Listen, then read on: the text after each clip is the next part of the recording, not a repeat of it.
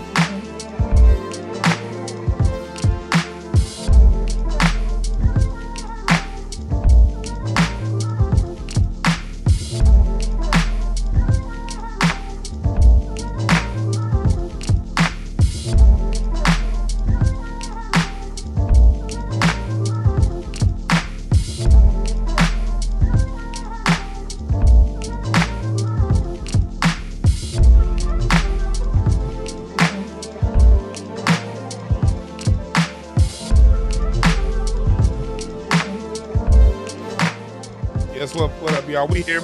Keep coming on in here. We about to get started. I need my cup. I'll be back, y'all.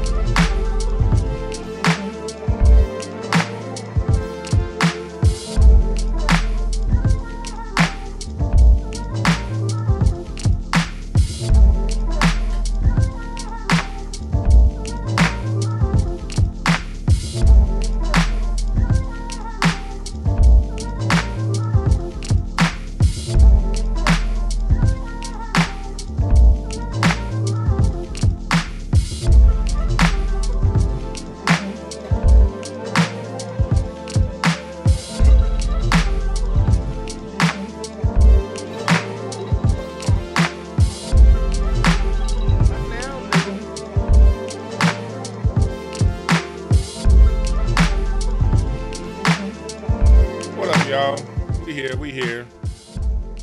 I thought I had more time. I looked up, it was like 3:06. I was like, oh shit. I told them 3 o'clock. I ain't rolled my blunt.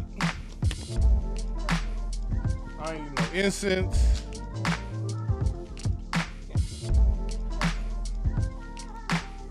So y'all gonna have to sit here while I still get situated. We talking about Lizzo and toxic masculinity. And there is no one on earth more qualified to talk fat affairs than me. So I'm gonna give you the fat perspective from Lizzo's fat shaming. And yes, my background is blowing in the wind because it's hot in the motherfucker and I got my fan on. So I just don't want you niggas all up in my house. So I got the backdrop. But yes, the backdrop is fanning. So if y'all like, oh, look at the one. His set is moving. Yes, it's moving like a motherfucker. But you don't see that junk pile that's behind that thing right there. I wasn't about to clean up for you niggas. So, we about to talk about Lizzo. Lizzo is fat shaming her fat cohorts. And it's like we have a circular firing squad. This shit's funny than a motherfucker. This is a fat affair going on right here, and I'm gonna have a good time talking about this because those of you who know me, you know that overall, generally, I don't like fat people. I like being the only fat nigga around. Because fat people breathe too heavy. They loud. And it's hot when there's too many fat people around. So I can imagine Lizzo's tour bus. Lizzo's tour bus, I'm sure, smelled like bacon. I'm sure. And they weren't cooking a damn thing.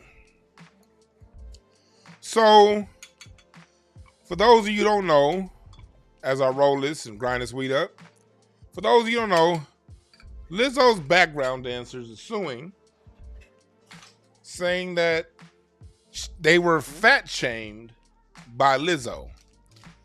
They were told, one of the dancers was saying that she was shamed, that she was gaining weight. I thought that'd be a good thing. What better thing to do on a Lizzo tour than eat and gain weight? So Lizzo, the champion saying people shouldn't fat shame, has been fat shaming her employees.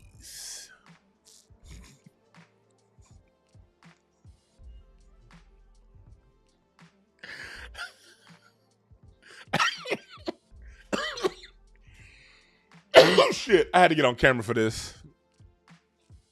This story funny as fuck, yo, so we about to have fun today. Oh my God. Lord Jesus, help me, Lord Jesus. So, we about to get into it, but I gotta roll this weed. So while I roll this weed, watch this commercial and then we about to be right back to it. On beat. Black History commercial. Take 1, and in comes the 2 to the 3 and 4. Hold up. Celebrate our warriors and scholars. Black history on a t-shirt. Black people don't owe anybody anything but an ass whooping. Yep. Mothers of the movement, our scholars. Instead of wearing a sports jersey with someone else's name on your back, celebrate our leader's name on your chest. Say it with your chest. Get yours now at hotepish.com/shop. Free shipping on all orders over $75. Also, get your Black American music family tree at incenseandashtrays.com/shop. 400 years of music created here in North America exclusively by Black Americans on one piece of artwork.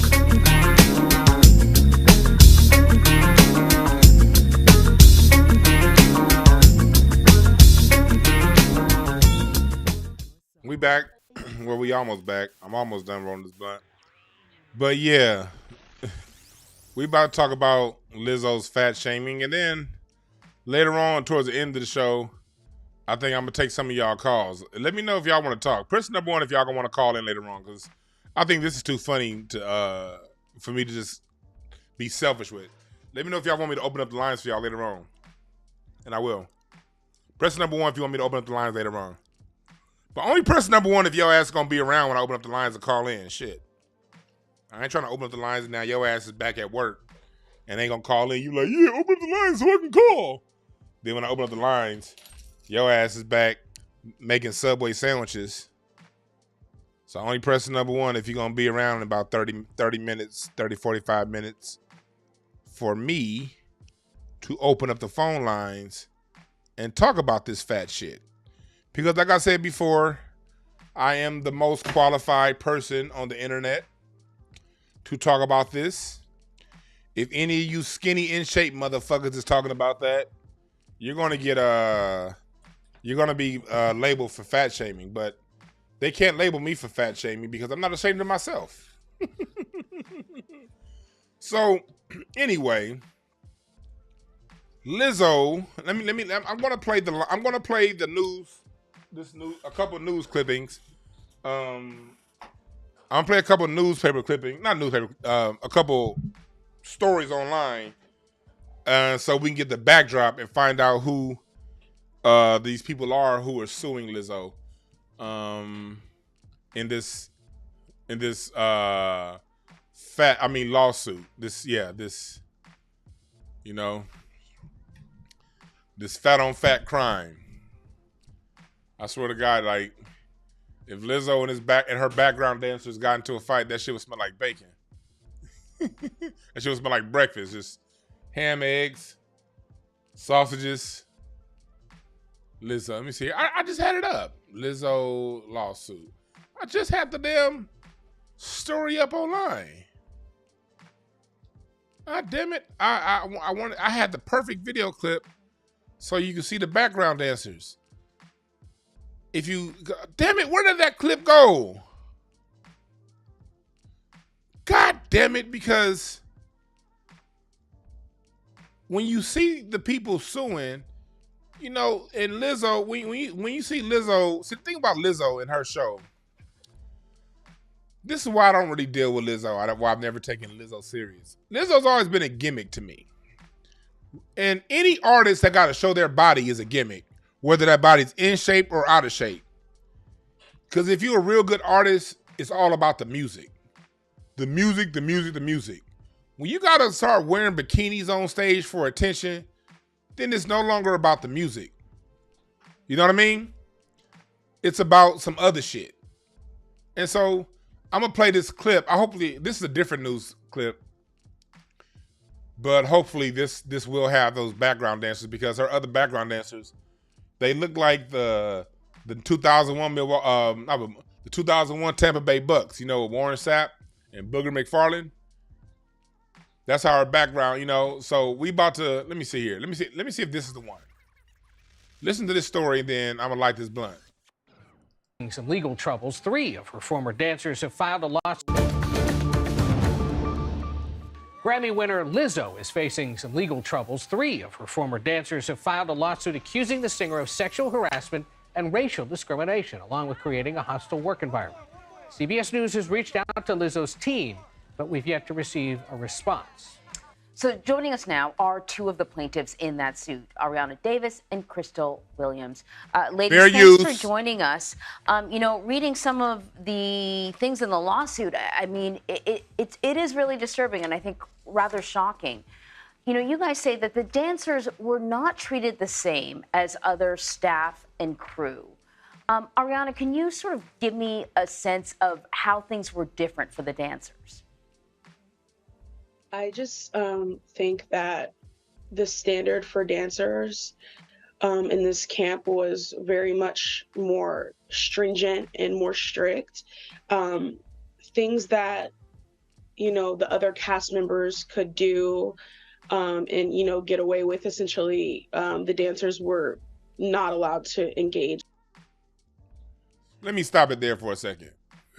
See, this is where, you know, I don't want to feel like I'm coming to Lizzo's defense, but this is where, as a fat man, I gotta, you know, talk about. See, it's a thing with fat folks. Fat motherfuckers think that life is supposed to give you an exception. Let me tell you something. Let me speak to all my fellow fat people out there. Only be fat if you can handle it. Yes, there's different expectations. Yes, it's part of being fat, nigga. The fuck you crying for? If you want regular people expectations, get down to regular weight.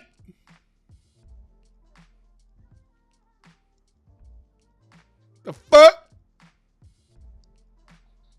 So, of course, the dancers are going to have, a dancer's going to have a different expectation than, say, somebody who's in the lighting or stage crew. Or just like the singers are going to have different expectations than the dancers. When you're dealing with music and these moving parts, not everybody's on the same level. So if you're a fat motherfucker, you can't complain about needing 2 seats on the airplane, nigga. You think skinny people want to sit next to you and smell you, nigga? You better buy exit rows like me or comfort class. And sit on the side with 2 seats, nigga. Fuck your problem. You want to be a fat motherfucker sitting in the middle talking about something we ain't treated the same. But fuck your problem. Let me keep going. This just already pissing me off. Let's keep going. In any of that activity, in terms of like the false allegations that they had brought forth to us when we were on tour about us drinking before shows and things like that. That was never the case. In fact, alcohol was never even allowed in our dressing room. Or That looked like a bunch of bottles of Pepto-Bismol. God damn. All right, let me keep going. On our rider, which is the food and drinks provided to us. So it was like literally impossible for us to even do that, but yet we were the ones who were blamed for drinking on the job. Look, let me tell you something. When you fat, you always gonna be the first person blamed for eating or drinking anything. That just comes with fat territory. I realized that when I was like 6. I realized that when I was like 6. Whether I be at school, whether I was at home, or even at the goddamn church picnic, if some food came up short, they always look towards the fat motherfucker. So if you're not willing to be the brunt and the blame for food coming up short, again, you gotta lose weight. It's responsibilities that come along with girth. You dig? Let's keep going. And it was stated to us by, Lizzo that she was like, it doesn't matter if I'm doing it. It doesn't matter if the band or anyone else is doing it. It's like, you guys can't do it. So what I hear, because you guys were let go, you're saying that, the reasons why you were let go, you believe were false. Why do you think you were let go? For me personally, I don't think it was enough space on the bus. But go ahead. We did have a meeting, the one that Ari was speaking of, with her mentioning the allegations of us drinking before shows. And in that particular meeting, I did ask to speak, in which I informed her and let her know that us drinking before shows was never the case, and that we would never want to put her, the show, or ourselves or our jobs in jeopardy. To which she kind of just blew it off and said, okay, well, if you're not drinking befores, well, then good for you. You guys still aren't performing the way that y'all need to. And people are probably saying that because of how you're performing. So, and then days later, I was let go in a hotel lobby. So. Well, to me, so far, this is me being objective. And of course, I'm going to crack the jokes, but being objective, look, let me tell y'all something about music. Especially tour life. Tour life can be a bitch. And they hire and fire people on tours all the time. Dancers, musicians. There's a certain standard to performance. And if you're not hitting that standard, or sometimes even worse, if you're doing a little bit too good and outshining the person that's the lead, all those reasons are reasons why people are kicked off tours all the time. And that musician life, that dancer life, that's a hard life, man. That's a hard life. You'll be on tour, but it's one thing about music.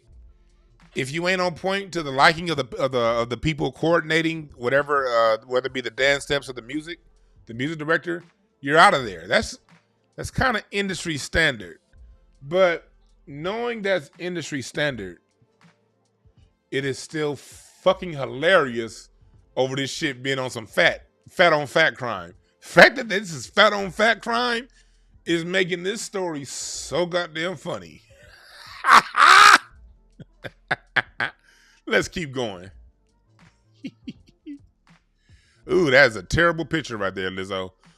Damn, Lizzo looking like Ursula from The Little Mermaid right there. God damn. Ladies, the lawsuit names Lizzo, her touring company, and her former creative director, Charlene Quigley. Outside of the claims against Lizzo specifically, do you think she was aware of the sexual harassment you say you experienced from Quigley? I think in a way, Lizzo definitely knew that Charlene was a very outwardly religious person, which is not a problem. It's just when you try to force that onto other people and then in turn make some kind of like strange sexual it's just a sexually charged situation. That's music. And I'm not sure if she was fully aware of that because I don't really think she tried her best to keep tabs on everything that we were going through As she and shouldn't. dealing with. But I do know that she knew that that Charlene was very, very adamant about sharing her faith in the workplace. So I just want to sort of point out some of the specifics in your lawsuit. In regards to what you're talking about, you said you're alleging that Quigley was pushing her religious beliefs on the dancers and then was sort of critical of dancers who, didn't kind of believe what she believed. But I think kind of some of the more disturbing allegations has to do with sort of a night of partying in Amsterdam. Lizzo, what faith is Lizzo? What is it? She got to be a Christian. Because Lizzo is shaped like and all of them. I'm just speaking as a fat dude. Lizzo is shaped like your average Christian. Baptist and Methodist. Where the allegation is that some of the dancers were pressured into touching a nude performer. Amsterdam has a red light district that is legal, but that the dancers were made to feel very uncomfortable and participate in ways that they did not want to do. So I'm going to sort of reiterate Ed's question.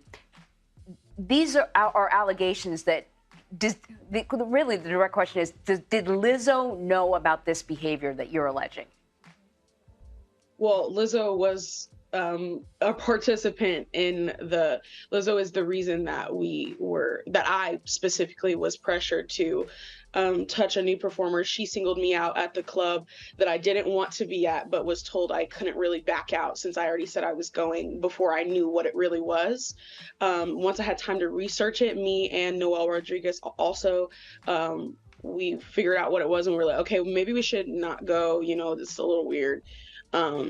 But then we were told that a head count was already sent, a list was already sent, so she knows who's coming. And at that time, we had already been kind of fearing for our jobs and being ostracized. So basically what's happening here, Lizzo's former dancers are suing. I was trying to get to the other part. This is the one, I had another story up earlier, and I lost it. I don't know what the fuck happened. But she was also accused of forcing them to basically eat a banana in a sexual way, which leads me to believe that's the only way Lizzo's ever going to eat a banana.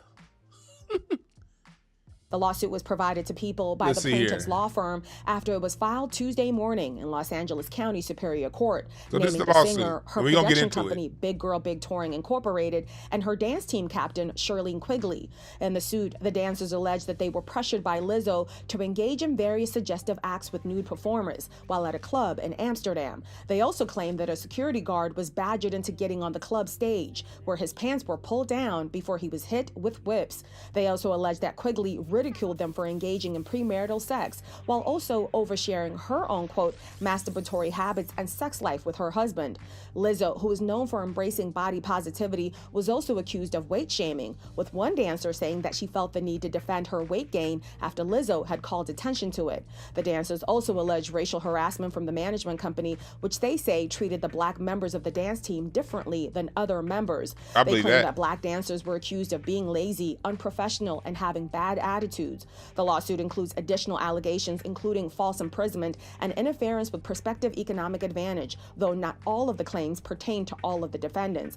According to the suit, 2 of the dancers began performing with Lizzo after competing on her Amazon reality show in 2021. They were later fired. The 3rd dancer was hired after performing. So that's basically it. So for those, enough listening to them run their goddamn mouth. Now it's time for me to talk. So you got basically what happened, all right? Lizzo was fat shaming her back dancers, fat ground dancers. So Lizzo was fat shaming her fat ground dancers for weight. And Lizzo has a whole shtick about body positivity. See, look, y'all. This is the reason why I've been saying what I've been saying this whole time. There is no such thing as fat shaming. Fat shaming doesn't exist. The only fat shaming that exists is your fat ass being ashamed of being fat. Can't nobody shame anybody of anything that they're proud of. And this is a lesson. I know I've been talking shit, but let me break this down. Let's break this down to a lesson. Because this doesn't just go for fat people. This goes for everybody. Because everybody has something out there that they're insecure about.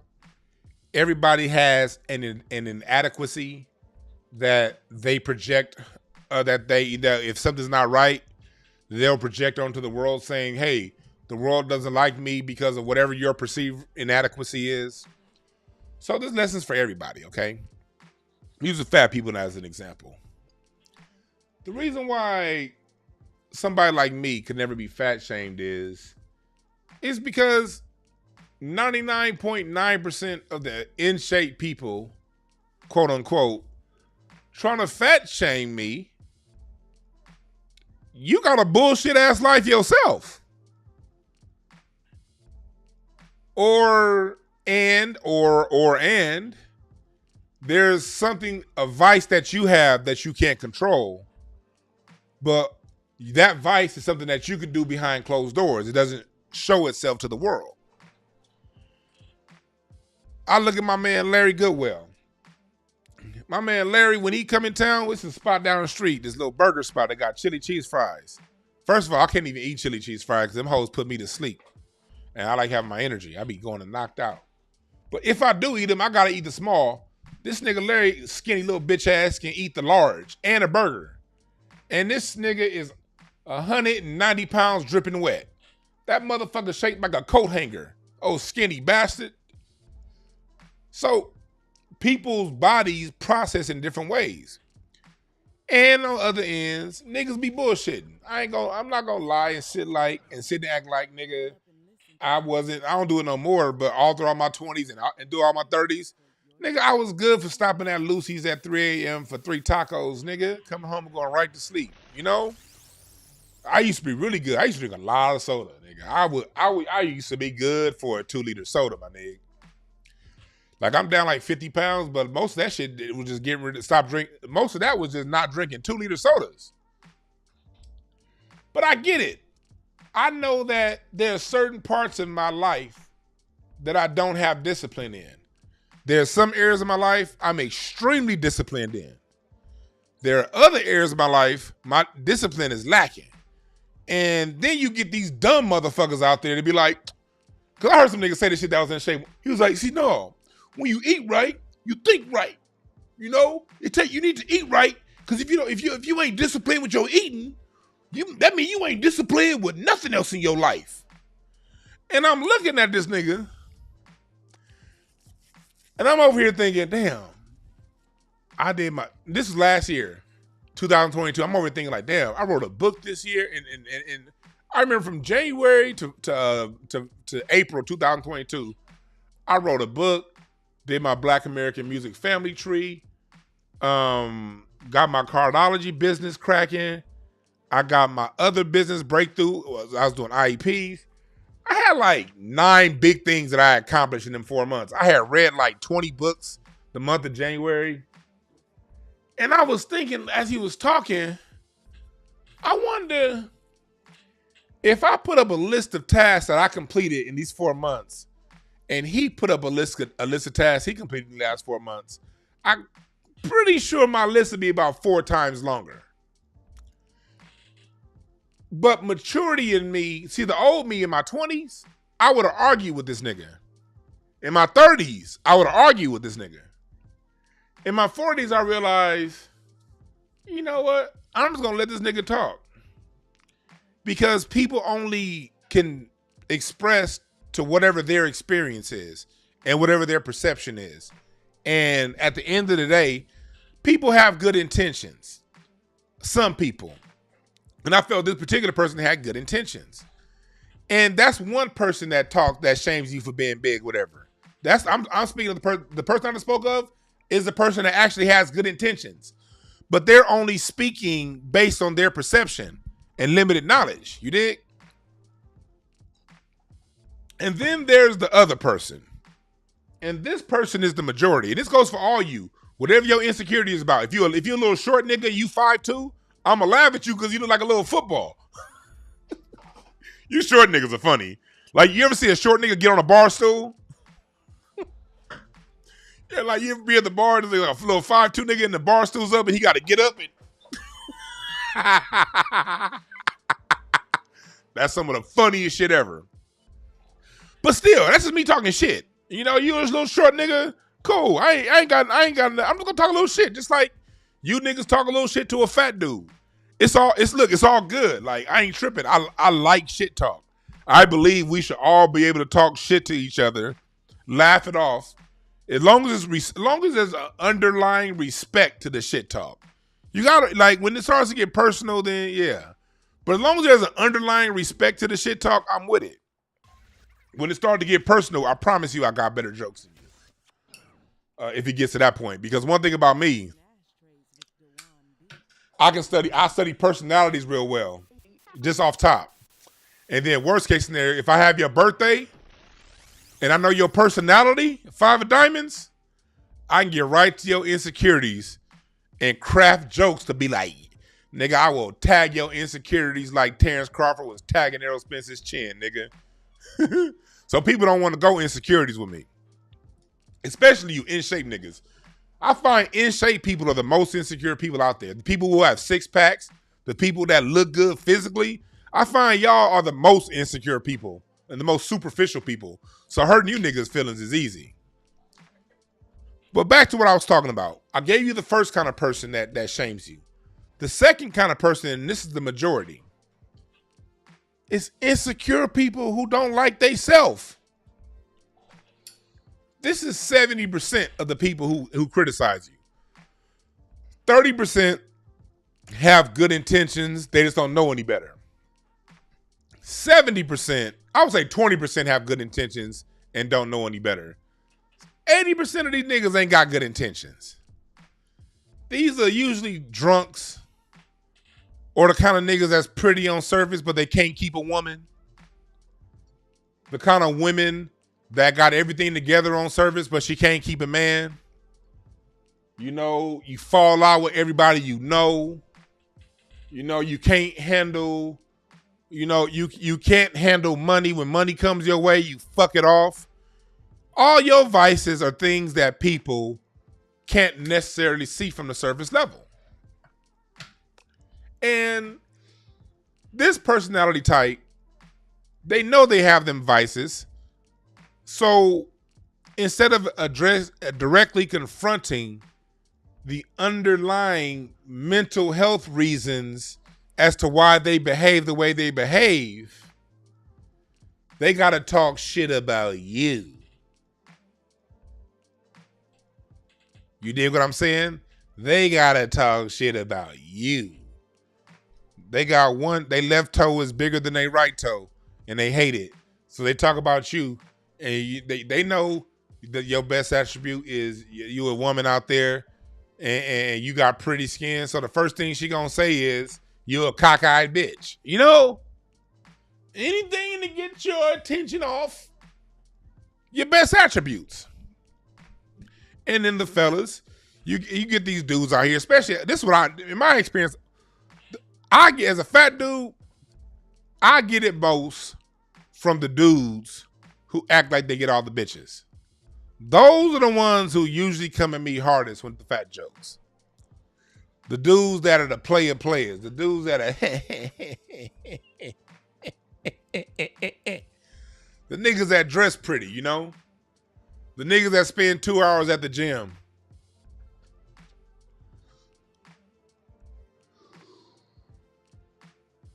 Those are usually the ones I get it from the most. And so I generally laugh. Because I be like, you spent 2 hours at the gym this morning, another hour in the mirror. When you finally get a chick to say yes to taking you out, you spend all kind of money on her. You taking her to Ruth Chris. You dig what I'm saying? You taking her to Mastro's to impress her. You showing her how much money you got. You buying $1,000 bags on them for these chicks. And after 6 months or a year or so, She tired of your lame ass. So she starts bullshitting, or if she don't flat out leave you, she starts doing things to piss you off on purpose. And while you thinking you play it, thinking you getting her in line, she on to the next one mentally because she don't realize that behind that 6-pack of abs, behind these Birkin bags and shit you've been buying her, behind you having a big house or a big apartment or whatever, you a corny ass nigga.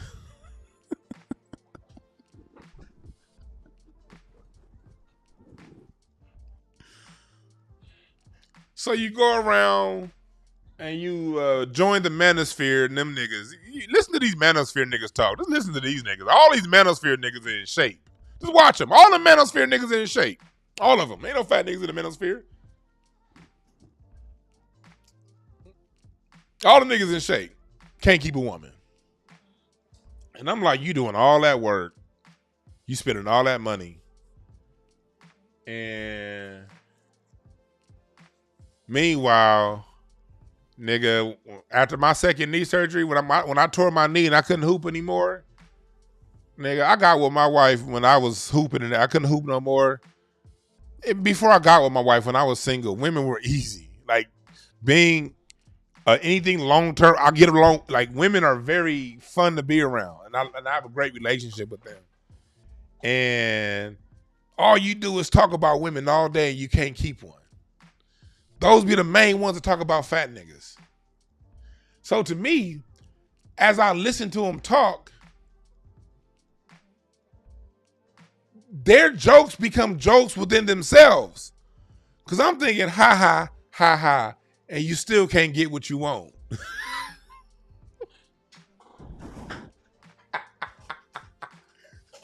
And for those of you listening, whatever your vice is, again, I'm not here to judge or criticize nobody.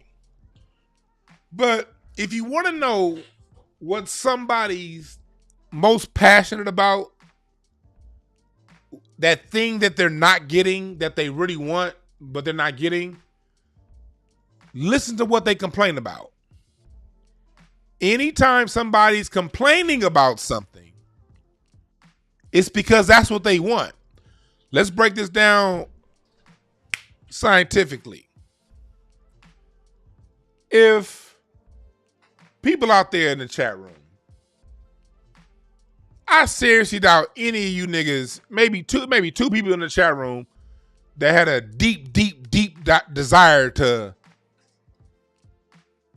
drive a monster truck or like get in a submarine and go down to the Titanic. That's not a thought in people's minds, to get in the submarine and go visit the Titanic. You know, it's not even a concept in most people's minds. But there are people out there that it really is a concept. They really want to go in a submarine and see the Titanic. So when them motherfuckers got killed last month going to see the Titanic, the people who really have that strong desire, those are the ones that were probably the ones that were most angry at those of us cracking jokes. If you see, 99% of the people on the internet were cracking jokes about the people going down to see the submarine. But I'd imagine the people who are the most ardent, defendant, stringent, saying, no, we got to be able to explore. We got to be able to do it. It's sad. That's probably because that's somebody who they have, somewhere in them, they have a desire to do that themselves. So because they have that desire to do that within themselves, they feel the need to preach to the rest of us why we need to do that. And we all do it. With whatever it is we have a desire for, whatever it is we have an attraction to, if it's not done the way we want it to be done, that's where we get an anger towards something. So men who are proudly single, guess what, fellas? They don't complain about women.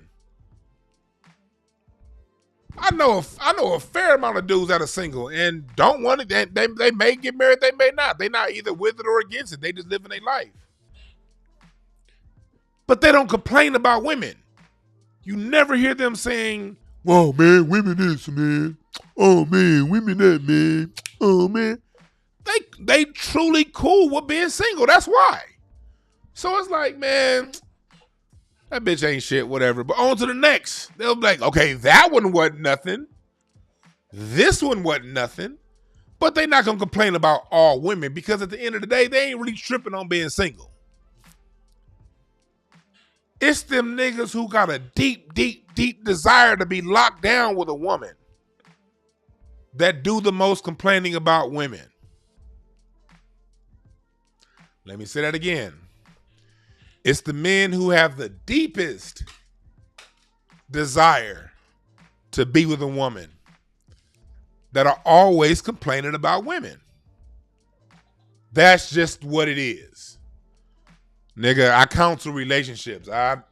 But even though I'm not bound by HIPAA, I still follow HIPAA guidelines. I don't tell stories of my clients. You come to me and tell me anything about going on with your relationship, that shit will never hit the air. And y'all, my listeners, y'all know, have I ever told a relationship story on any of my shows? How about never? And I deal with relationships sometimes 2 or 3 times a week in my private business. I'm dealing with somebody's relationship on a bad month 4 times a month. On a bad month, I'm dealing with relationships. You never hear me even allude to those conversations on this program because that shit's personal, it's private, it's serious, it's business. Has nothing to do with entertainment. But I will tell you this. It's the men who complain about women the most are the ones who want to be with a woman the most. And there's something in their game that's missing. And at that point, and there's nothing wrong with that. Let me start off by saying this, and I'm going to get back to Lizzo. There's nothing wrong with that. We live in a society to where men and women have both been misguided. The reason why relationships don't work right now is because men have false perceptions of women and women have false perceptions of men and expectations. So there's a massive miscommunication going on between men and women right now. But here's where the rubber meets the road. Oh, hold on. It's my weed man. Hey, chat room, remind me, rubber meets the road. When I come back, I gotta answer this call because I gotta see. Put you niggas on mute.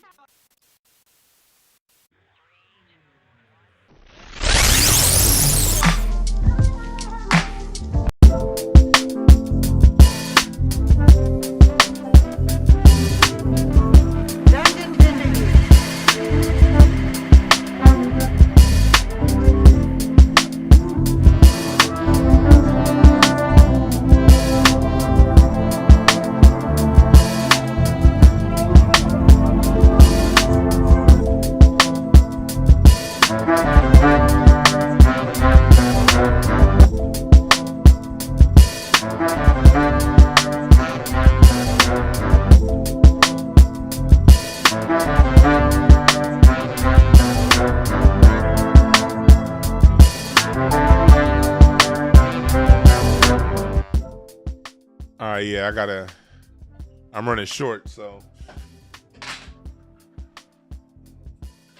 nigga had to take care of business. This is all I got left. You see that? That's way too low. I like to refill it a ½ ounce. But anyway, where was I at, chat room?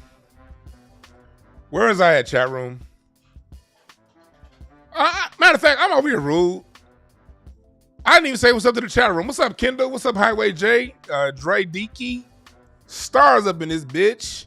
Deep Impressions. I know Quan somewhere up in here. T Dynamite. Yes. M Moses, Babylon. What's up, y'all? 225 girl. I've been rude. To the chat room. I've been rude. I'm sorry. I don't go to no goddamn dispensary. Hell nah. I stopped going to dispensaries when they dispensaries got crazy. I know licensed growers. And I go directly to the farm. Because I don't want none of that shit in my weed. You dig? I know licensed growers. So I go from the farm to my lungs. All right, chat room, where was I?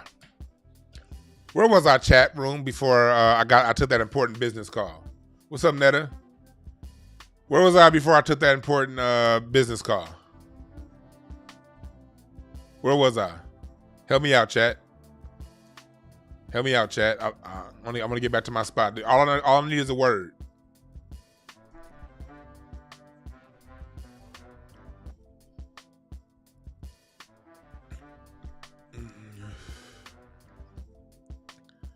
Come on, chat. Oh, yeah, and salute to Kendall in the chat room. Look, hypnosis with Kendall. I'm telling you, you want some mental hangups. This also goes for the people who have some things going on in their life that you want to help get rid of. My productivity, personally, hypnosis with Kendall in the chat room, my productivity level went through the roof when I had her help me out with some mental hangups that I had. My level of productivity, I'm getting my documentary together right now. A lot of that I have to do with, I have to give credit to Kendall and her hypnotherapy. So you got some mental hangups and things that are holding you up, hit up hypnosis with Kendall. Her hypnotherapy is, I can't explain it. And then tomorrow morning, 10 a.m., I'll be on with Lloyd Strayhorn, Master Numerologist. For those of you that's signed up for my cardiology class, y'all know I recommend this book, Numbers in You. We're going to have Lloyd Strayhorn on tomorrow, 10 a.m. Pacific time. And we're going to talk about some numerology. And I'm getting my interviews back on. All right?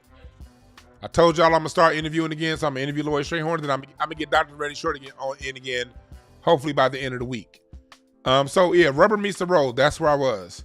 See, where the rubber meets the road is people, and Miles, if you could put up Kendall's email Kendall's website in the chat room, put that up there. And no, that's not a paid ad. That's just me shouting out Kendall because that's how dope she is, for real. But so where the rubber meets the road is people only needle on what they're insecure about. Okay? So for those of you out there who have an insecurity, whether your insecurity is you have a big forehead, or if you got one knee that's 3 inches shorter than the other knee, if you're losing your hairline, if whatever your insecurity is, your spirit knows the difference between when someone is joshing around with you and when someone has a little bit of venom behind it. You know when they have a little bit of venom behind it. You may outthink yourself because oftentimes, especially if you're a club's personality, you'll feel it and then you'll overthink it and be like, oh no, that's not what I heard. But that first little visceral reaction be like, and then you be like, nah, they wouldn't do that. They wouldn't do that. Then you talk yourself out of it. But you know when someone has a visceral to their joke. Understand this. Yes, you can get mad. Mad is an option. Anger is an option. Or you can understand this. And this is what gives you the trump card in these dynamics.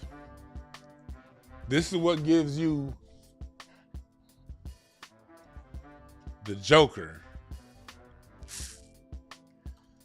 This is what gives you the King of Spades.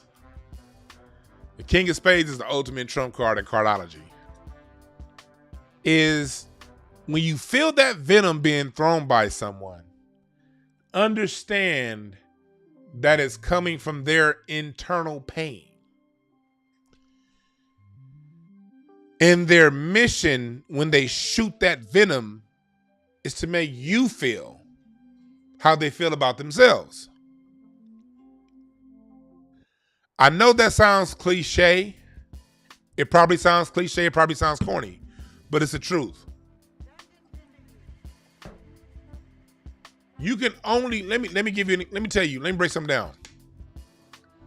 You can only shoot that is within you, what's in you. I can't shoot a gun with no bullets, right? If I got a gun, if I got a shotgun, I got my Mossberg 590 back here behind this curtain. I got my Mossberg 590. But my Mossberg 590, it can't shoot nothing unless I load it. It can only shoot what's loaded in it. So the only people that can shoot venom are venomous people. People that have that venom. And then you got to ask yourself the next question. Okay, they have this venom, so where's this venom born from? Venom is born out of bitterness. It's born out of perceived inadequacies. And the people we see out there that are the prettiest, the people that we see out there that dress the nicest, drive the best cars, have the best jobs, have the best marriages, are oftentimes the most inadequate, self-filling people. Because let me tell you another thing, just because somebody married don't mean it's good. It be a lot of bullshit ass marriages out there, and I know, I see it. I'm gonna tell y'all right now, nigga, don't ask me and my wife to go on a couples date. I fucking hate couples dates. I'll do some, like I'll go with some people, but me and my wife, man, we don't do that corny ass couple dating shit. Just why? So we can listen to you niggas argue with each other? Fuck out of here. Shit, that's why I be telling people who are single, man, don't be mad that you single. Look, I'm telling y'all right now, I used to love being single. I would, if I didn't have my wife, I would be single. I just married the one that was right for me. If I didn't have Isha, nigga, I would be single. I like being single. It's just that when she became single, I had to snatch it. But if I weren't married to my wife, I wouldn't be married, nigga. I like being single. I'm a variety ass nigga. And even married, I still got a bunch of homegirls. I still have mostly female friends. I'm always around women. I'm still always around women. But I'm happily married. You come to one of my fight parties, it's probably gonna be 15 women and 5 guys. And all 15 of them women are my homegirls. I love the presence of women. But at the same time, I got married to the right one that was right for me. A lot of these motherfuckers get married just to get married. And this is all leading back to Lizzo fat ass. In this whole situation. A lot of people get married just to get married because they say, oh, I want to get married. You thought about a fucking wedding date and you spent your whole goddamn life thinking about a wedding and not about being a wife. And that's the issue a lot of men run into. Men run into the issue of running across women. I'm talking about serious men who want to get married. I ain't talking about them jackass niggas. Men who want to get married run across women who are more focused on the wedding and not the marriage. And so you get these people who have these grand weddings and they get married and their marriage is a bullshit. And you feel it. They come over your house. You be seeing the looks that they give each other. You feel the tension. Your homegirl Susan is talking to you and saying things to you, or she just totally disappeared. Your homegirl got married 5 years ago and you ain't talked to her in 6. Y'all know how y'all women do. Women get married and be like, fuck all of y'all friends. Y'all women don't be giving a fuck about y'all friends when y'all get married. Y'all be like, bye, bitches. As soon as y'all get engaged, bye, bitches. That's how women act with each other. But then you women, y'all run across your homegirl that used to be your friend 8-9 years ago, got married. After she said, bye, bitches, y'all talk. And you realize, man, that marriage ain't shit. They be on Facebook posting pictures together. Oh, me and the babe. Men might be laughing. It be some funny ass Instagram marriages out there. And I know a few. It be on Instagram, that shit look dope. Then you go over their house, that shit colder than a cemetery. And you in July. I know these people in Larry know who I'm talking about in the chat room. They had a big ass house in Tarzana, big mansion, huge house. played in the NBA. Nigga, you went in that big ass house in the middle of the valley, and if you're from LA, you know the valley can get like 110 degrees. That house felt stone cold. But on Instagram, that marriage looked bomb. Man, you get behind closed doors, there's all kind of bullshit going on. All kind of abuse. And I don't even mean physical abuse. Mental abuse. Mental abuse is far more, harms a lot longer than physical abuse. So people be having these big grand marriages and it look good on Instagram, but when you get behind it, it ain't shit. Why am I saying all this? People who are insecure about whatever their situation is, people are all insecure. It doesn't matter how it looks to you. It doesn't matter how it's perceived from the outside. It's something different going on. And most of those people most people don't want to confront these issues. And that dovetails into what we're talking about with Lizzo and the Bison background dancers. Salute to the stage crew and the extra support that those stages have while they're rumbling and tumbling around on that stage. So at the end of the day, insecure people punch down in areas that they feel that they have over someone else. And in America, the lowest on the totem pole is the darkest amongst us and the fattest amongst us. Those are the two lowest on the social hierarchy. Even the gays are ahead of the fat people. You want to bet? You can be saying all the good jokes you want on a gay person. All that gay motherfucker gotta do is say, whatever, fat ass. And they win the clowning contest. The darkest amongst us and the fattest amongst us are the easiest jokes to tell. Because when it comes to shape, a lot of that's determined by genetics. Choices too, but genetics, because everybody that makes bad eating choices, it doesn't reflect on their body. And it's people who make good eating choices, it's going to look like they don't. So we're dealing with an issue that's largely genetics and still a lot choices too. But what's the difference between someone who's undisciplined with what they eat versus somebody who's undisciplined with the women that they spray raw into? The person that's undisciplined with their eating got themselves to deal with. People that's spraying raw in women that they don't fuck with, bringing in life into this world that they don't plan on nurturing and ushering. And they're multiplying their problems on earth.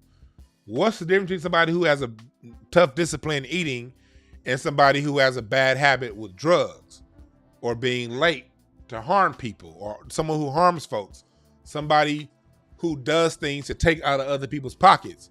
Everybody got something on this earth that they got trials and tribulations to deal with. But because America is a vain society that's very superficial, and it has us looking at people through the surface levels, through our two eyes, not our real eyes, we don't realize that we all being fucked over.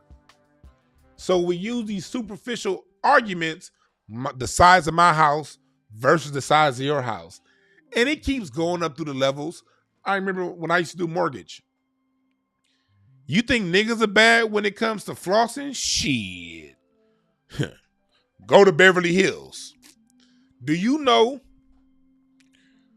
the closer you are to the 100 block off Sunset is the higher your value when you're getting into the hills, as you get like by UCLA.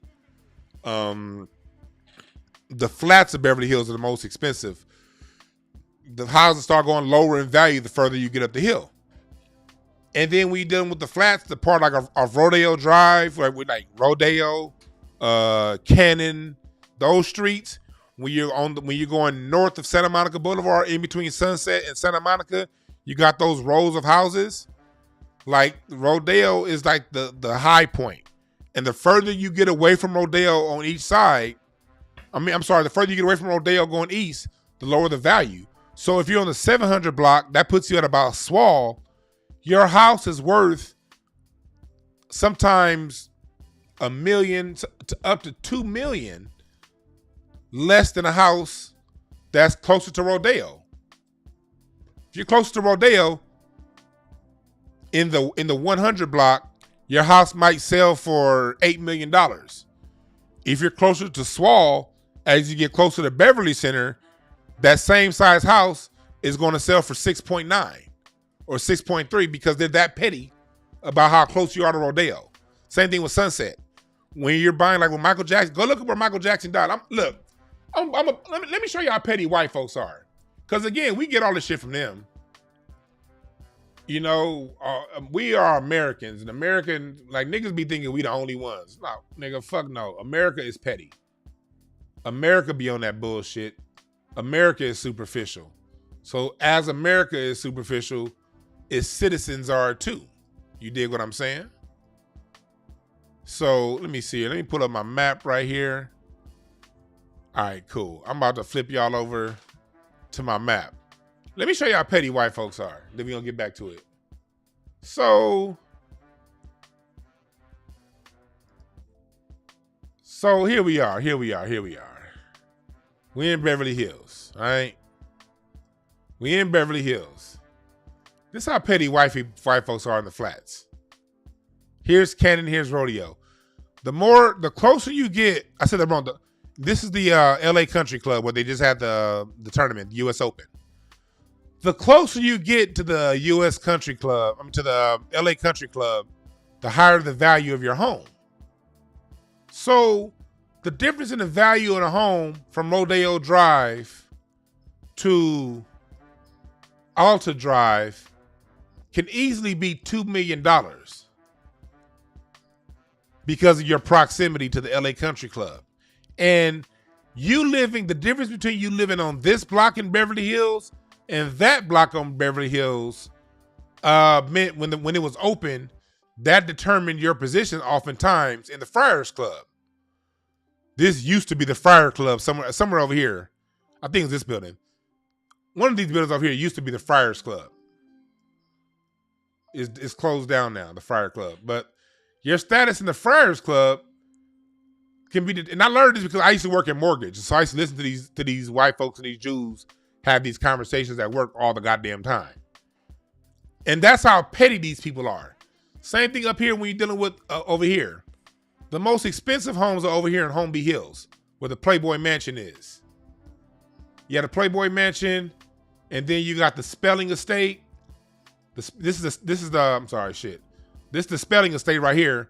Aaron Spelling, Tori Spelling's father, when he built this Spelling Estate, and they opened up in 1989.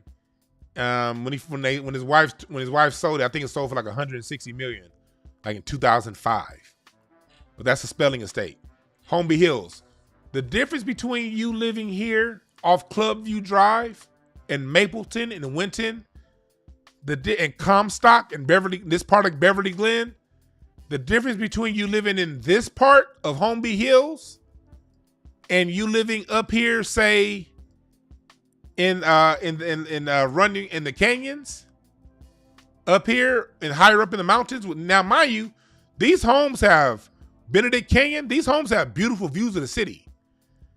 But the difference between you living up here in Benedict Canyon and living over here in the flats of Beverly Hills determines your status here in the LA Country Club. It determines whether or not you even get in the LA, becoming accepted as a member in the LA Country Club. Just because you live in Beverly Hills don't mean you're going to be accepted all throughout Beverly Hills. So when I hear these dumb niggas talking saying, you don't see white folks wearing Nikes. You dumb niggas really think y'all be saying some shit when y'all say that, don't y'all? Don't y'all? You be patting yourself on the back, don't you? Man, black folks are the only ones you see wearing Nikes. Charlie, you don't see no white man wearing a Nike. You see white folks dressed basic. You see, yeah, and that basic shirt that white boy is wearing costs $1,600, you dumb fuck. Everybody play this game, you dumb niggas that talk like that. I don't give a fuck what society you in. Everybody, if you're American, if you're Americanized, to be Americanized means to be petty and to be superficial and to feel like you're inadequate and to feel like you're not enough. This is the story of America, Jack. And if you're American, it's a good goddamn chance you feel inadequate about something. Okay? So it's the people who feel this way are the ones who create these bullshit rules, tell those bullshit jokes, and they got you feeling bad about yourself. Meanwhile, do y'all know at Beverly Hills High, the average girl has gotten the nose job by the age of 15 at Beverly Hills High? Like 80% of the attendees at Beverly Hills High has had a nose job by the time they're 15 or 16. Same thing with Glendale High. Glendale, this is where all the Armenians live in LA. Glendale's where the Armenians live. If you over here in Glendale, you've gotten a nose job by the time you're 16. This is where all the Kardashian bitches live. Not the ones who have got the Kardashian race. The actual Kardashians, they live over here in Calabasas. The Kardashians are up in here. And here's another thing. Talking about status, the Calabasas versus Malibu. See, the money here is here in Malibu. But after a lot of those mudslides in LA in the 90s, they capped off development here in Malibu and made Malibu land, prime rock, very exclusive. So with people who had money, but not quite enough money to live in Malibu, they're the ones who started building up Calabasas. And so for a long time, if you live in Calabasas, mind you, Calabasas got big ass houses. Look at some of these houses in Calabasas. Not too bad. You're going to spend like $6 million for this house, you know? And then you got like where Jamie Foxx's house is out in Thousand Oaks in Hidden Valley. Jamie Foxx's party house is somewhere out here. I'm not going to put y'all, I see it right now. I don't see it. It's somewhere, but you got these big old ranch style homes. And Jamie Foxx got a dope ass house out here. But leave that party at a certain time. But that's all I'm going to say with that. But I said that to say there's a dick swinging contest between those who live here in Calabasas and those here who live here in Malibu. All of them got multi-million-dollar houses, but they playing that bullshit ass game. Why am I saying all this in a show about Lizzo's fat ass? I'm saying all this to say everybody got their own way to get high. Everybody got their own way to shit on you. Everybody got their own way to tell you you're not good enough. And no matter how much money you have, no matter how much status you have, there's always going to be someone who has more. No matter how pretty you are, ladies, there's always going to be a girl that's younger and prettier.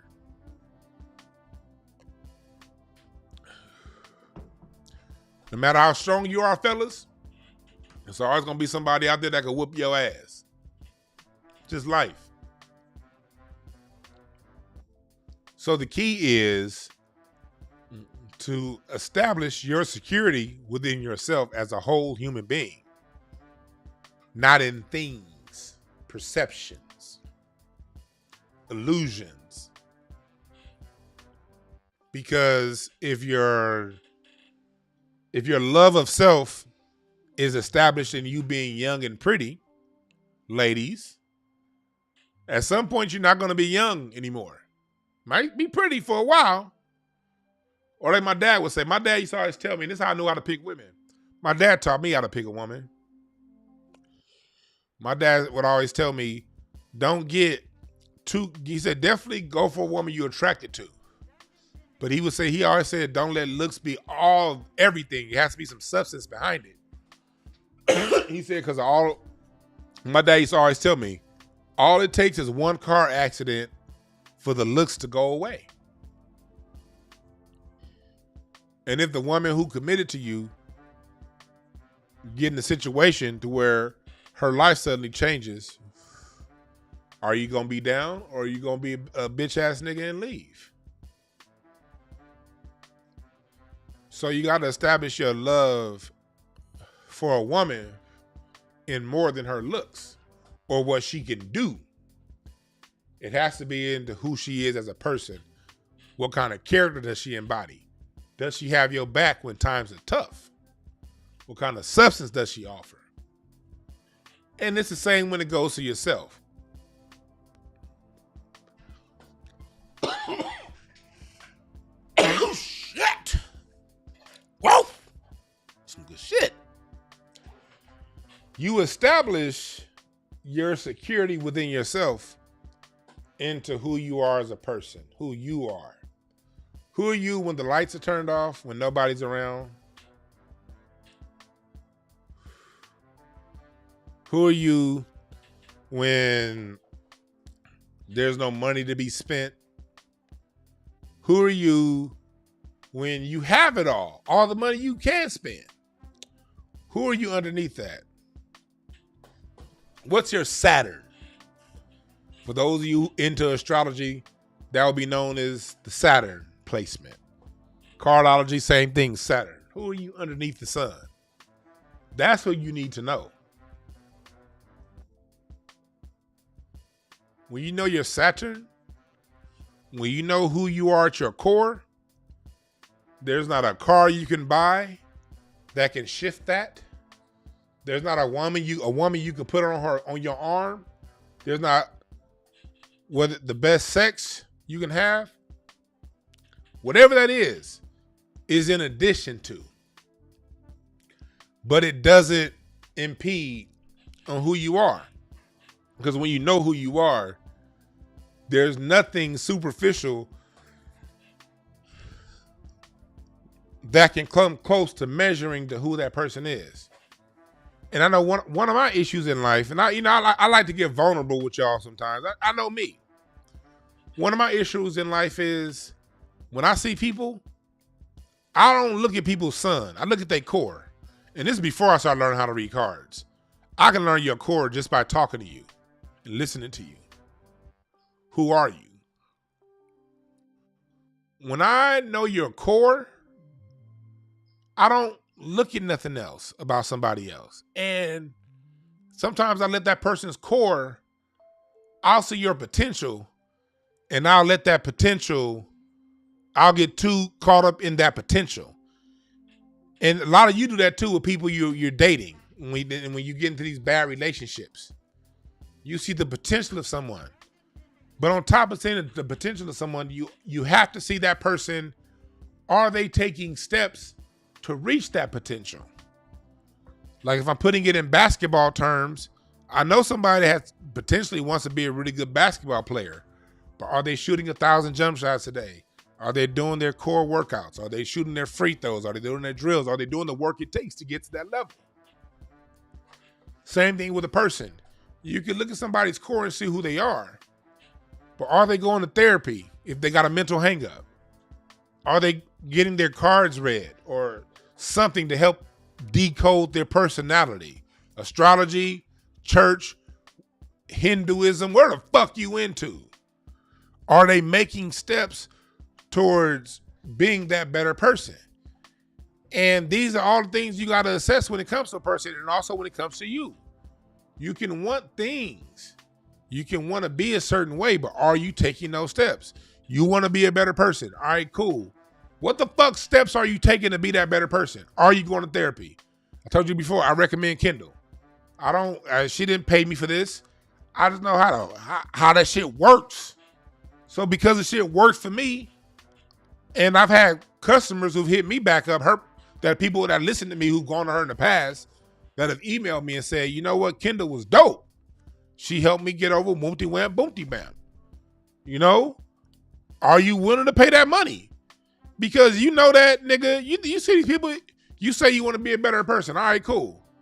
You'll spend $300 on some shoes. Fuck that, nigga. You'll spend $300 on a night out with a chick you're not even gonna fuck. Will you spend that $300 on a therapy session?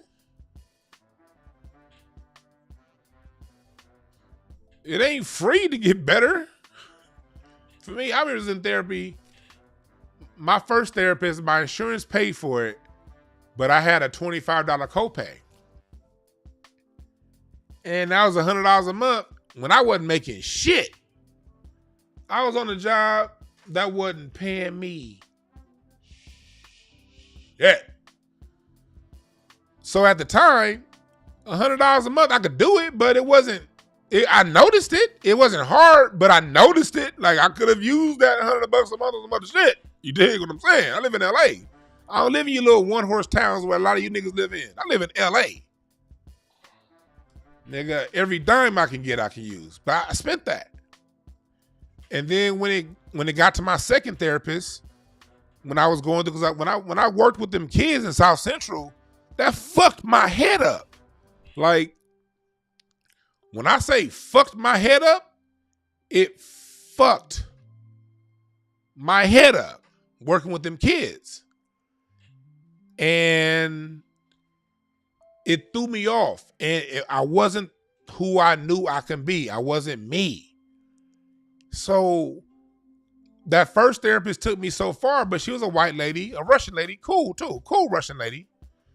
But when that Trayvon Martin thing happened, Eric Gardner thing happened, he got choked out. I'm going to my therapist to tell her how disturbed I am, seeing a nigga get choked out. And that was the last time I saw the police kill somebody, by the way. I don't watch that shit no more. But she was a white lady. She didn't understand. She was like, what do you mean the police killed someone? Oh. And at that point, I realized I needed a new therapist.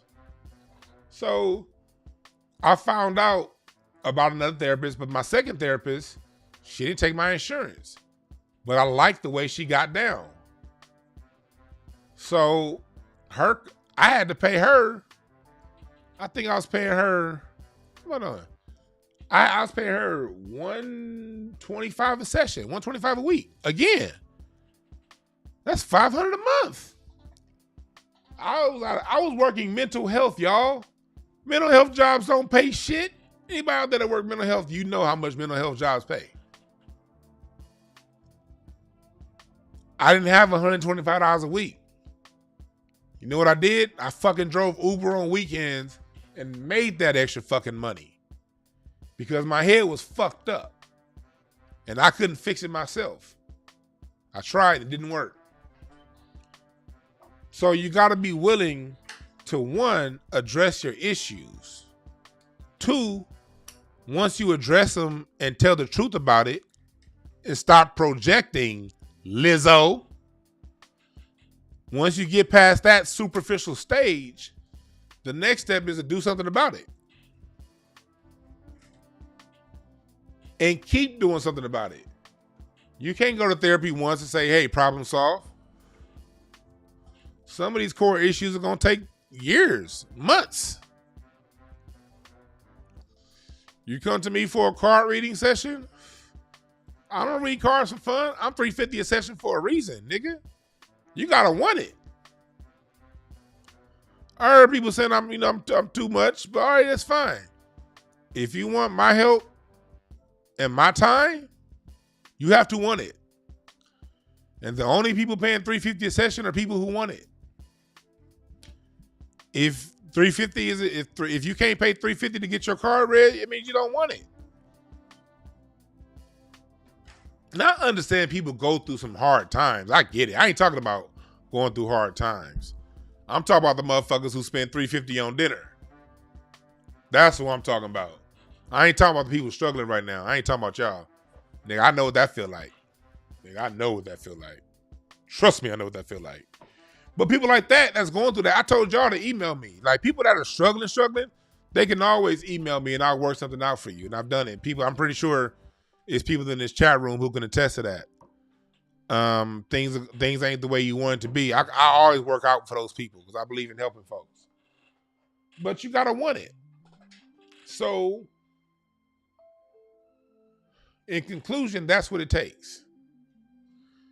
Lizzo, and to Lizzo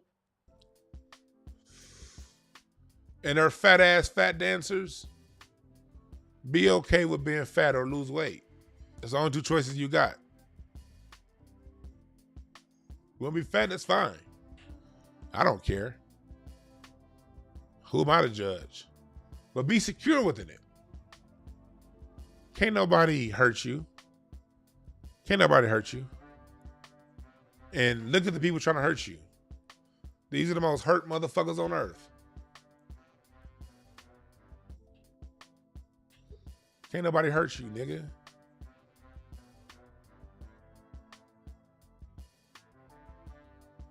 Can't nobody hurt you, nigga. Let me say it again. Can't nobody hurt you.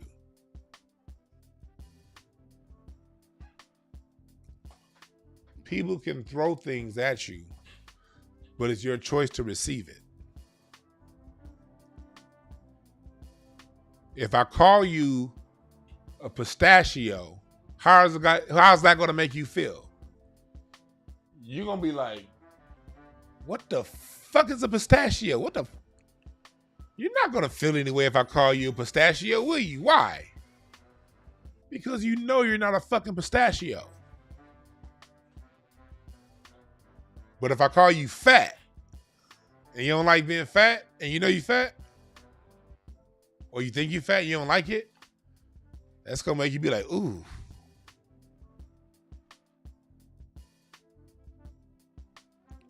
You can be fat. Fat doesn't have to have a negative connotation in your mind. We know it has a negative connotation in society's mind, but you can either choose to accept or reject that connotation when it comes to you. I don't accept it. But at the same time, I know when people throw those darts at me, I know how to tag you niggas. Yes, ATLian, I take installments. That's why I have a deposit.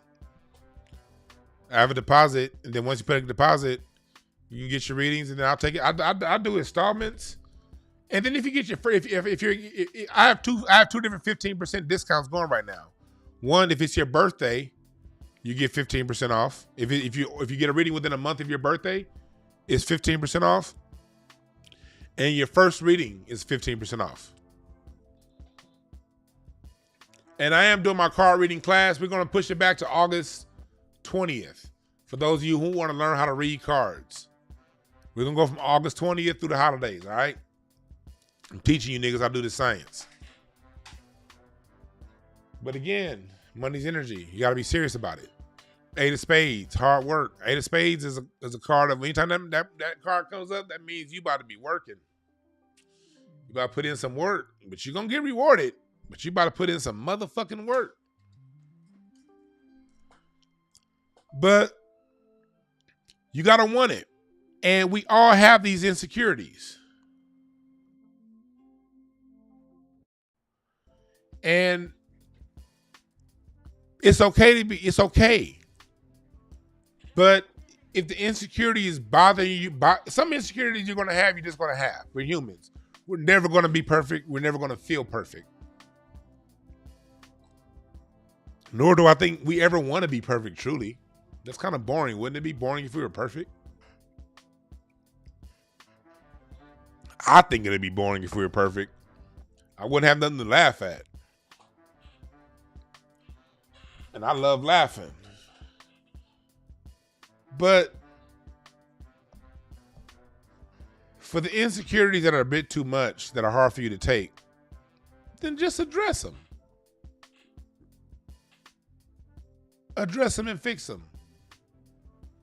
That's all. And as long as you're breathing, you gonna win. Oh, is that Brandon? Who the fuck? I ain't giving you shit, nigga. Fuck you. If y'all, I don't like that nigga in the chat room. Excuse me to everyone else. Excuse me to everyone else. Excuse me to everyone else. But no, I ain't giving anyone else. Yes, y'all. Y'all on a budget. I work with anybody other than this person that just wrote that comment. That's my nigga right there, though. But the truth is, man, look. And here's the thing about it. If you feel insecure about yourself, like, and you do stuff like what Lizzo's doing, see, where Lizzo go wrong is with her fat ass outfits that she be wearing. She's looking, that whole body positivity. Where they go wrong is they looking for other people's approval. Look, yo, you can't give a fuck about other people's approval. Okay? You can't care about what other people think. You got to give yourself the approval you want from others. Approval is approval from within. And the same thing the fat community got to understand is the same thing the black community got to understand. Is the same thing the feminist and women's community got to understand. Is the same thing that the LGBTQ community got to understand. I don't believe in that all lives matter shit, but I do believe there's one common thread between all perceived struggles. And that's the desire for other people's approval. The minute black people stop caring about white folks, like the when it comes to music, Jay-Z sold the most records. Why the fuck do you care about who crosses over? We be caring about what they think. How many times black people, person number one, if you ever been out somewhere and you will see a black person do something that's kind of like stupid, you don't like it. But you either yourself or somebody you know that you were with said, man, I get embarrassed when these niggas act like that. It's like black people have this thing to where we feel that we have to be a certain way, a certain level in front of when white people coming around. Like we gotta clean it up when white people are around. Fuck them. These are the people, you ever heard of the Donner Party and how they had to eat each other to survive? You know the fuck, these cousin fucking motherfuckers.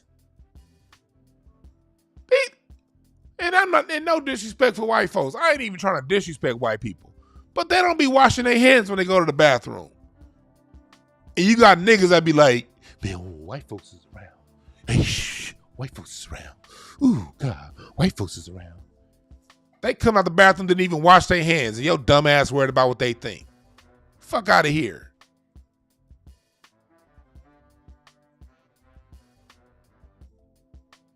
We got to stop caring about what they think. Fat people, you got to stop caring about what other people think about you. Ugly people, you got to stop caring about what other people think about you. Big lip, big nose, you big nose motherfuckers. Y'all got to stop caring about and thinking you smelling our thoughts. Just pick your nose with your thumb and sit your ass down, sure enough.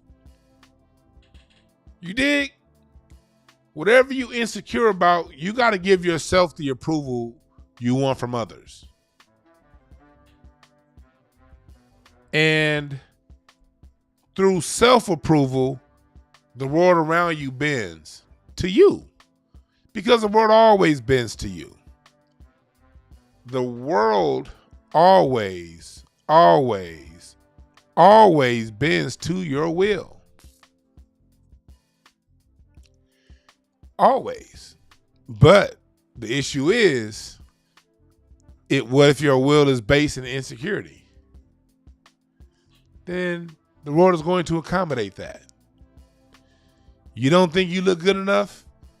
Then everywhere you look, you're going to project, oh, I didn't get the people. They looked at that person instead of me because I'm fat.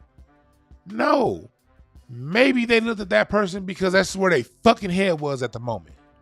Or maybe that person had a perfume and they just happened to see. Sometimes people be having their own thoughts going on in their head. They look at you. They may have a frown look on their face looking at you, but they ain't even thinking about you. They got something else going on in their head. They worried about paying their bills. You got people that just broke up with their girlfriend, got shit going on in their mind. They got a possible medical diagnosis that they waiting to hear back from the doctor from, and now they interact with you. They're thinking, I'm going to the doctor in an hour, and I'm going to get this reading to find out if I have cancer or not. So that's what's on their mind. They see you in a store, you over here chipper, and they just want to get some motherfucking orange juice, and you in the way, and you're like, oof. That person was just, oh God, oh God. You don't know what that motherfucker going through.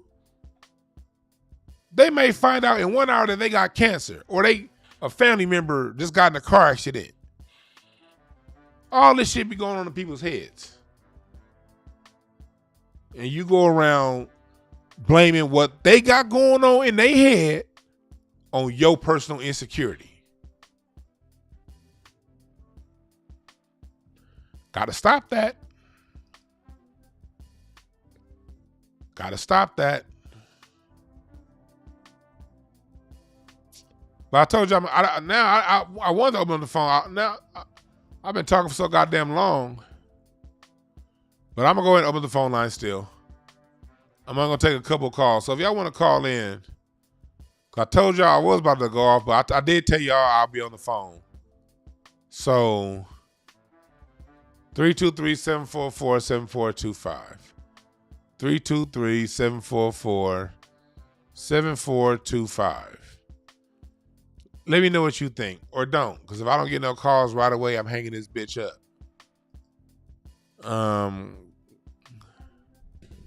But that's what it is. And that's what we're here to talk about. We're using Lizzo and this fat shaming shit as a canvas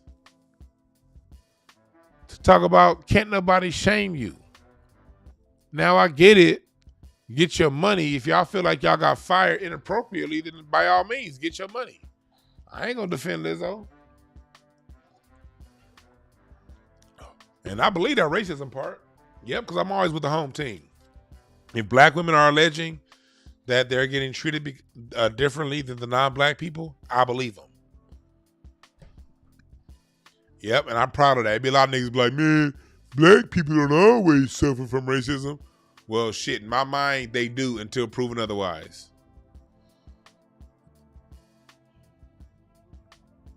You're going to have to hear...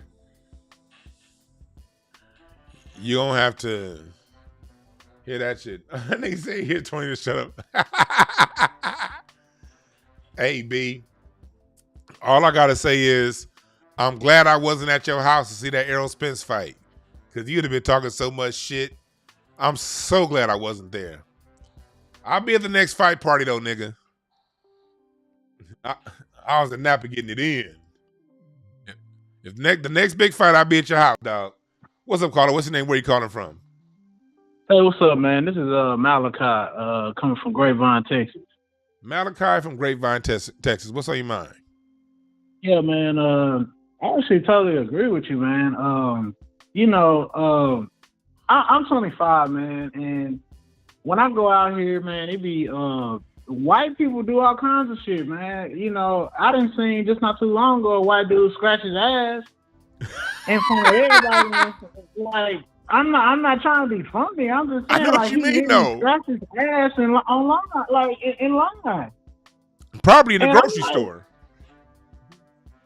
Like, I mean, that's like dirty motherfucker. Like, what the fuck? And then, but I do get a lot.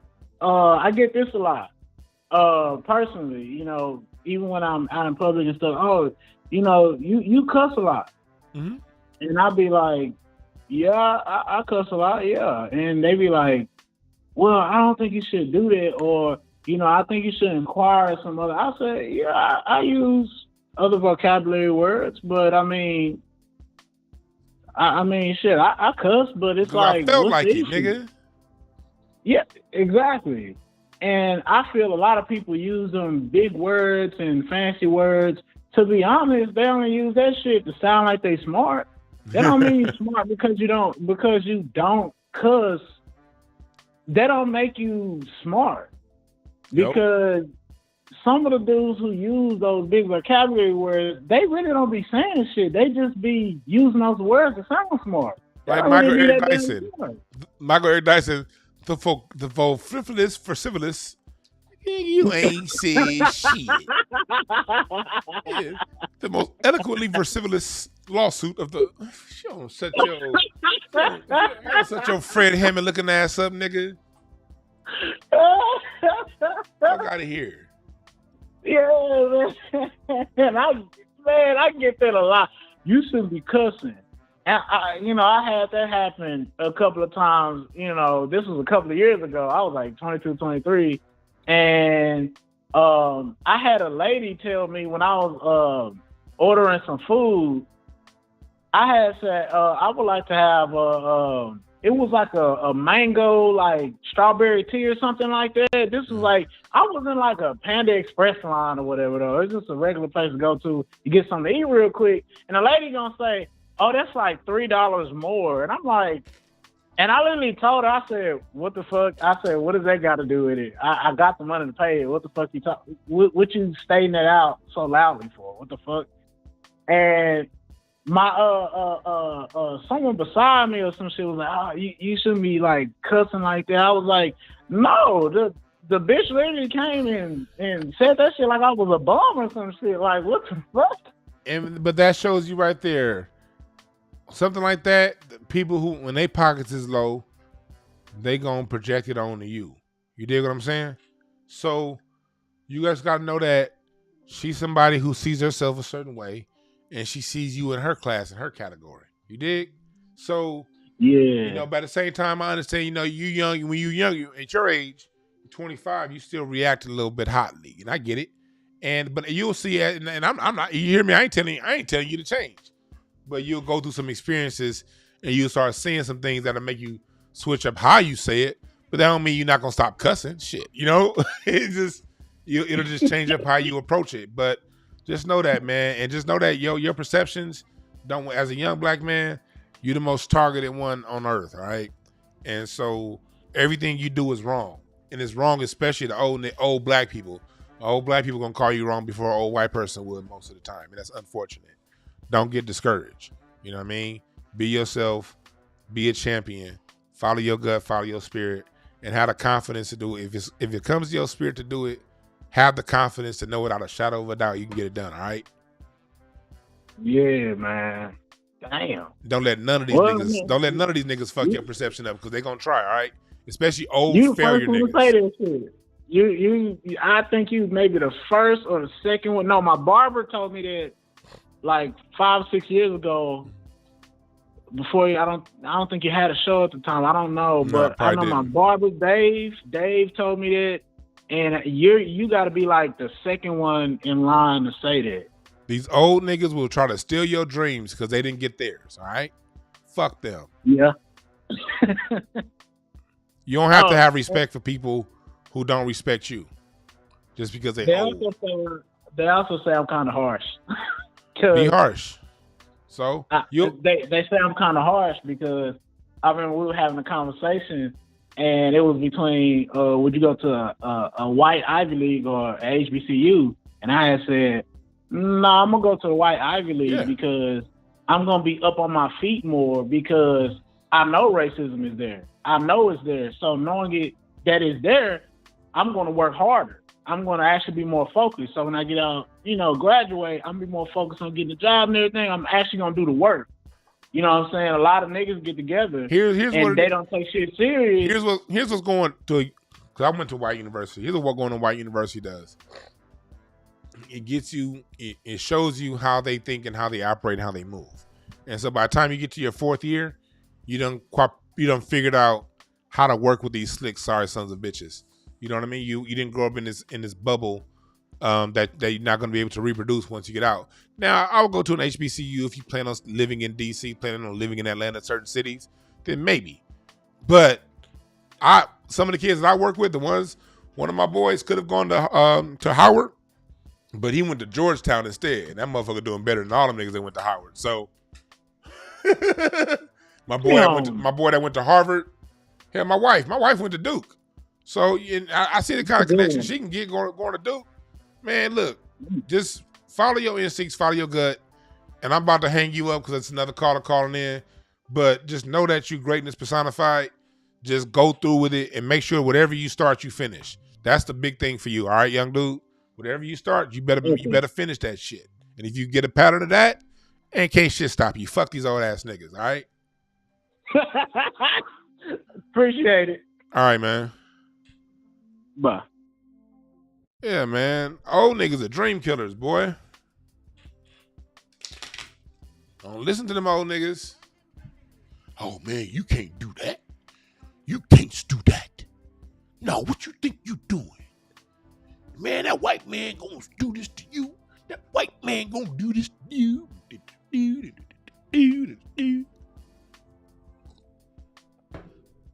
Don't listen to them niggas.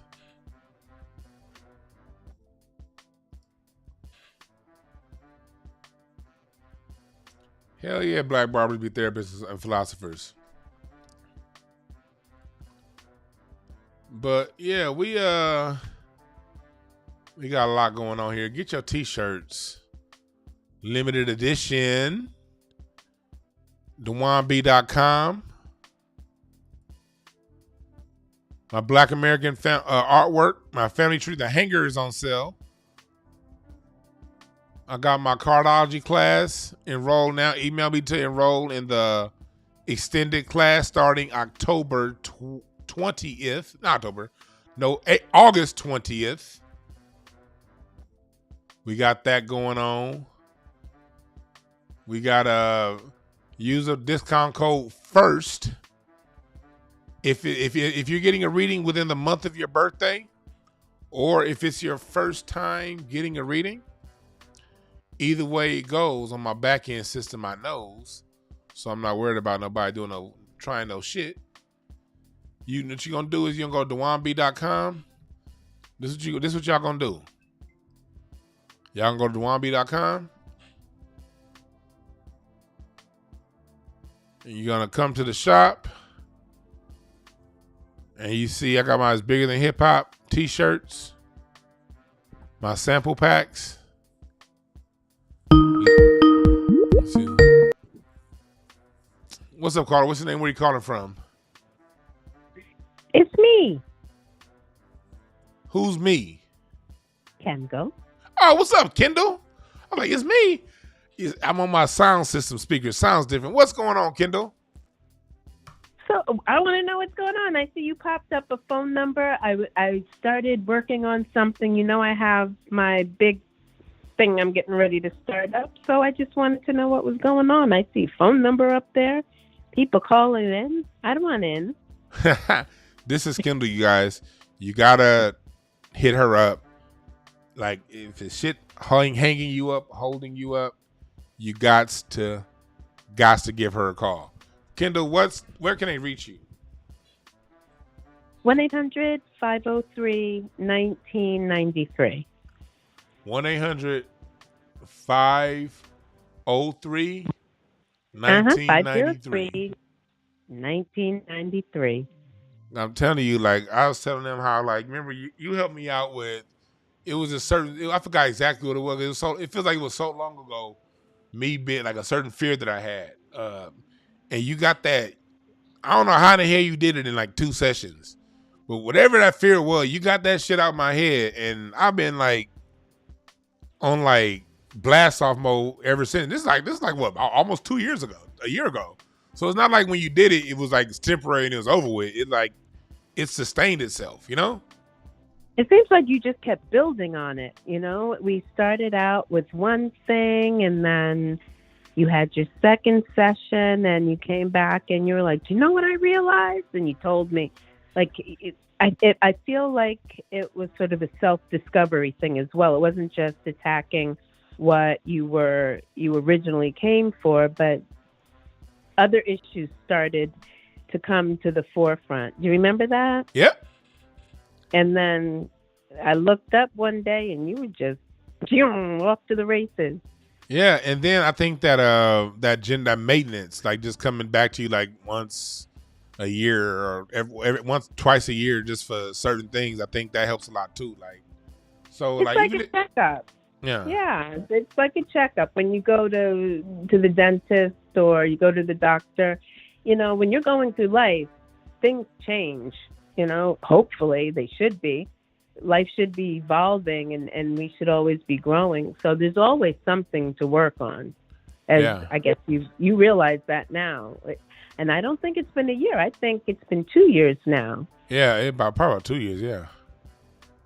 Wow. Dang, it has. I'm looking on your website. It's a long-ass list of stuff that you help with. Jeez. Y'all see this list? I got your website on camera. I mean, I see it. And it's a lot of stuff that you've helped with over the last 25 years. God damn. So yeah, this is just spontaneous, y'all. But like now, Kendall, like in front of the world, I do want to just let you know that yes, it has been a couple years, but you've been a tremendous help. And for those of you out there that like you got some hangups going on, some things, you got the Lizzo effect going on in your mind where you projecting insecurities and you want to fix it. Don't feel bad. Just fix it, and just fix it. That's all. And it's easy. The most important thing is it's easy. Would you say it was pain-free? No, yeah, it was definitely pain-free. It wasn't hard at all. It was perfect. It was yeah.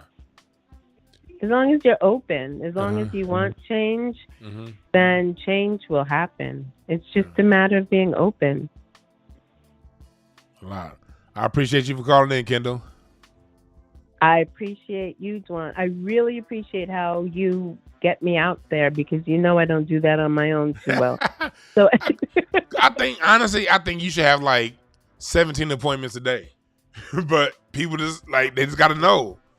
All right, but I just wanted to call. Thank you, because every time I turn around, you're putting me out there, and I really appreciate it. No problem, Kendall. All right, so we'll talk soon. All right, take care. All right, bye. Bye. Man, I'm telling y'all right now, that shit works. That shit works. And you can go to breakthroughcards.com, book now. And yeah, we have deposit, and then we can do payments. You can set it up. We can split it up into 2 payments or 3 payments if you like. Relationship counseling. That's probably get the most. I probably get the most with my relationship stuff. But you could do a relationship consultation also in the 60-minute session, and we get through the issues in your relationships, and we get through them very fast too with the cards. All right, y'all, I'm about to get the F on out of here. I got other shit to do. I got this documentary I'm working on that's bigger than hip hop. This documentary, y'all don't understand how much I'm like, y'all don't know how much I'm like consumed by this documentary I'm putting together. It's bigger than hip hop. I wish I can announce to you guys the names. I just don't have anything signed. Just put it like this. Some of the people who've given me soft commitments so far are some of the biggest MCs in music history. No joke. I got, and not just one, I got a handful. I got some of the biggest soul singers in history. And this shit's actually going to be bigger than I thought it was going to be. And it's going to be a 6-episode series. We're breaking down the history of music. It's bigger than hip hop, showing you all of the sounds and science that went into what we now know as hip hop. And yeah, so every other documentary out there is focused on it. My documentary is different than anything else out there, okay? Let's make it very clear. My documentary is not in competition with anyone else's documentary. It's not covering anyone else's documentary because there's nobody on earth that can cover it from my perspective. Just like I can't cover things from other people's perspective. But as you see, most of the stuff you see coming out is focused on hip hop. The reason why I'm doing a 6-episode series is I'm showing you everything that went into hip hop, before hip hop. And then when I get to the hip hop section, you're going to get it broken down to from some of the East Coast and the West Coast goddess of MCs. This shit about to be fire, y'all.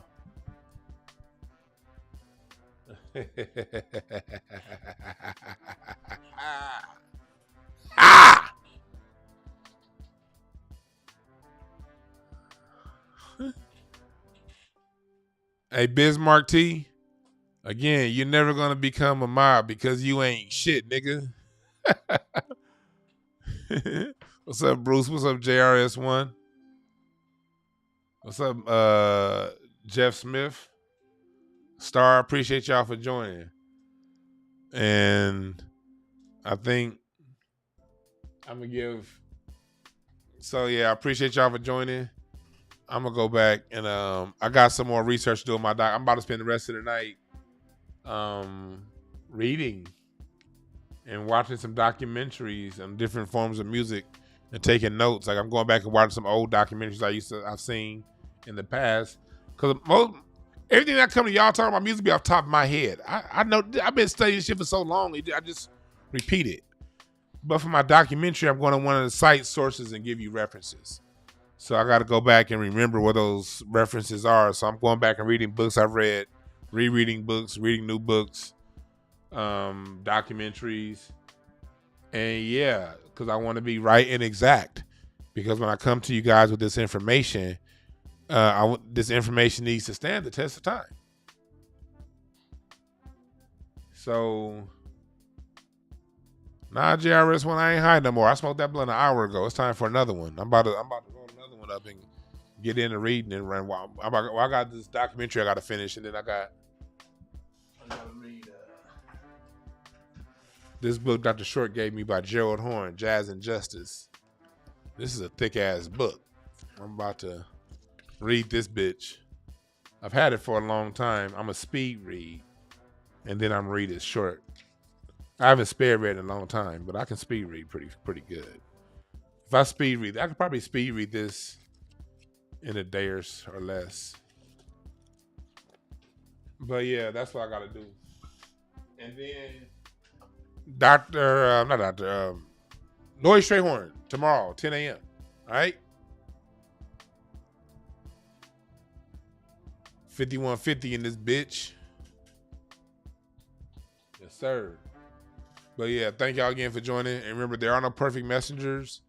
Only perfect messages for those willing to pick up the game. All right? I'm out.